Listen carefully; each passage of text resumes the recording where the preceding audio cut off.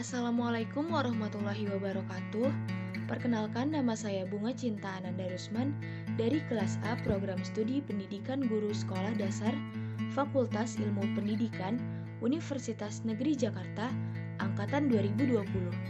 Dalam video ini, saya akan membahas tentang perkembangan intelijensi pada anak untuk memenuhi tugas ujian akhir semester 2 mata kuliah perkembangan peserta didik dengan dosen pengampu Ibu Dr. Anda Yenina Akmal M.Hum. Seperti yang kita ketahui, aspek perkembangan pada individu meliputi perkembangan fisik, intelijensi, emosi, bahasa, sosial, kepribadian, moral, dan kesadaran beragama. Namun, saya akan membahas salah satu dari aspek perkembangan individu tersebut, yaitu perkembangan intelijensi pada anak. Sebelumnya, kita harus tahu terlebih dahulu apa itu perkembangan intelijensi. Perkembangan dimaknai sebagai suatu proses perubahan dalam diri individu atau organisme secara fisik maupun psikis menuju tingkat kedewasaan atau kematangan. Sedangkan intelijensi berasal dari kata Latin yaitu intelliger yang berarti mengorganisasikan, menghubungkan, atau menyatukan satu dengan yang lain, atau to organize, to relate, and to bind together. Dan David Wechsler mengartikan intelijensi sebagai kumpulan atau totalitas kemampuan untuk bertindak secara terarah, berpikir secara rasional, dan menghadapi lingkungan secara efektif. Jadi, dapat disimpulkan bahwa perkembangan intelijensi adalah suatu proses perubahan kemampuan pada individu dalam menggunakan potensi yang ada pada dirinya sebagai upaya memecahkan suatu permasalahan untuk beradaptasi pada lingkungannya. Unit skala yang digunakan untuk menunjukkan skor intelijensi ini disebut IQ atau Intelligence Quotient. Berdasarkan hasil tes intelijensi, dapat diklasifikasikan kecerdasan individu sebagai berikut.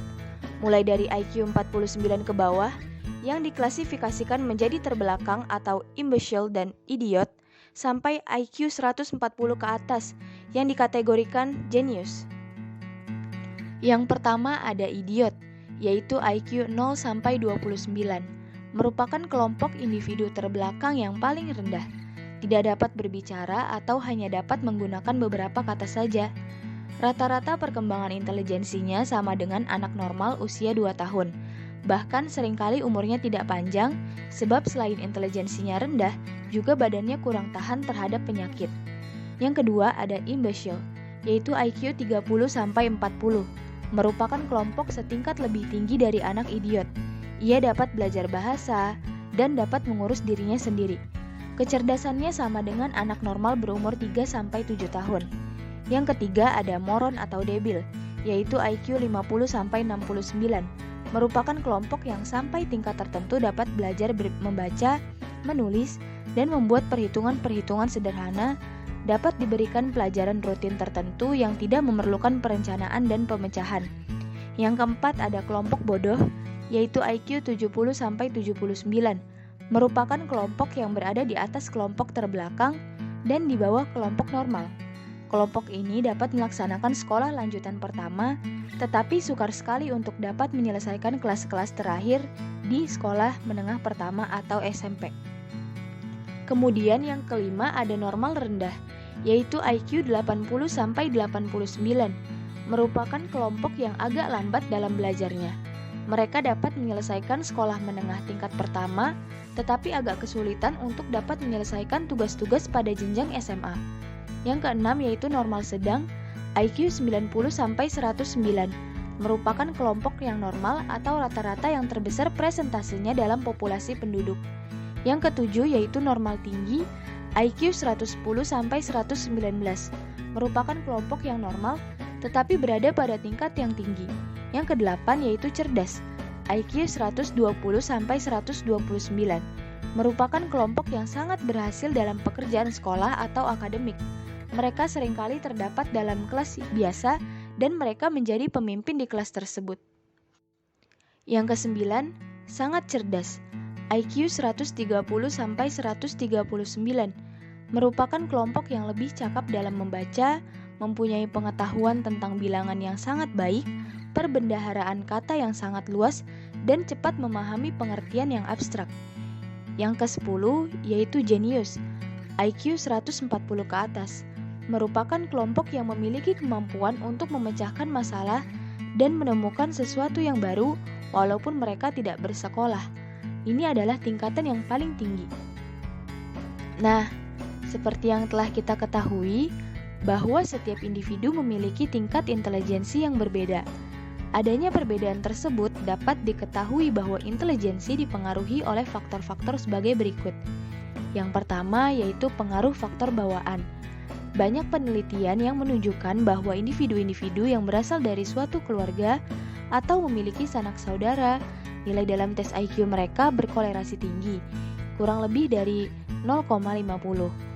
Orang yang kembar kurang lebih 0,90, yang tidak memiliki sanak saudara kurang lebih 0,20, anak yang diadopsi korelasi dengan orang tua angkatnya kurang lebih 0,10 sampai 0,20.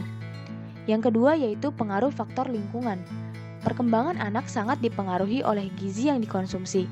Oleh karena itu, ada hubungan antara pemberian makanan bergizi dengan intelijensi seseorang. Pemberian makanan bergizi ini merupakan salah satu pengaruh lingkungan yang amat penting. Selain guru, rangsangan-rangsangan yang bersifat kognitif emosional dari lingkungan juga memegang peranan yang amat penting seperti pendidikan, latihan berbagai keterampilan, dan lain-lain. Yang ketiga yaitu stabilitas intelijensi dan IQ. Intelijensi bukanlah IQ. Intelijensi merupakan suatu konsep umum tentang kemampuan individu. Sedangkan IQ hanyalah hasil dari suatu tes intelijensi itu. Yang keempat, yaitu pengaruh faktor kematangan. Tiap organ dalam tubuh manusia mengalami pertumbuhan dan perkembangan. Tiap organ, fisik maupun psikis, dapat dikatakan telah matang jika ia telah mencapai kesanggupan menjalankan fungsinya. Yang kelima, yaitu pengaruh faktor pembentukan. Pembentukan ialah segala keadaan di luar diri seseorang yang mempengaruhi perkembangan intelijensi. Yang keenam, yaitu minat dan pembawaan yang khas. Minat mengarahkan perbuatan kepada suatu tujuan dan merupakan dorongan bagi perbuatan itu. Dalam diri manusia terdapat dorongan-dorongan atau motif-motif yang mendorong manusia untuk berinteraksi dengan dunia luar. Yang ketujuh yaitu kebebasan. Kebebasan berarti bahwa manusia itu dapat memilih metode-metode yang tertentu dalam memecahkan suatu masalah. Manusia mempunyai kebebasan memilih metode, juga bebas dalam memilih masalah sesuai dengan kebutuhannya. Terima kasih telah menonton. Wassalamualaikum warahmatullahi wabarakatuh.